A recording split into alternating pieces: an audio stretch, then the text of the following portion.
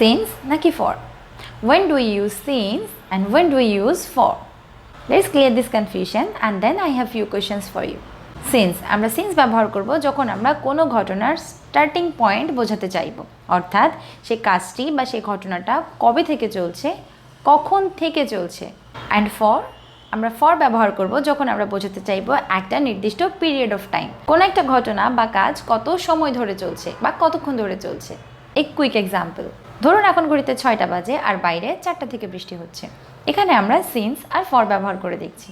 4টা থেকে বৃষ্টি হচ্ছে অর্থাৎ স্টার্টিং পয়েন্ট 4টা, সো এখানে আমরা ব্যবহার করব it has been raining since 4 o'clock।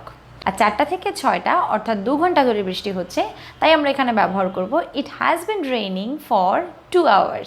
So যখন স্টার্টিং পয়েন্ট বোঝাতে চাইবো তখন সিন্স, যখন পিরিয়ড অফ টাইম বোঝাতে চাইবো তখন আমরা ব্যবহার করব ফর। সিন্সের ব্যবহার মনে রাখার জন্য হিয়ার ইজ অ্যানাদার ট্রিক। যে টাইমগুলো আমরা ক্যালেন্ডারে বা ঘড়িতে দেখতে পাই তখন আমরা ব্যবহার করব সিন্স, যেমন 1 জানুয়ারি, সানডে, 3 o'clock, মানডে, সময়গুলো আমরা ক্যালেন্ডারে বা ঘড়িতে দেখতে পাই। সো এক্ষেত্রে আমরা ব্যবহার করব since. And now my questions for you.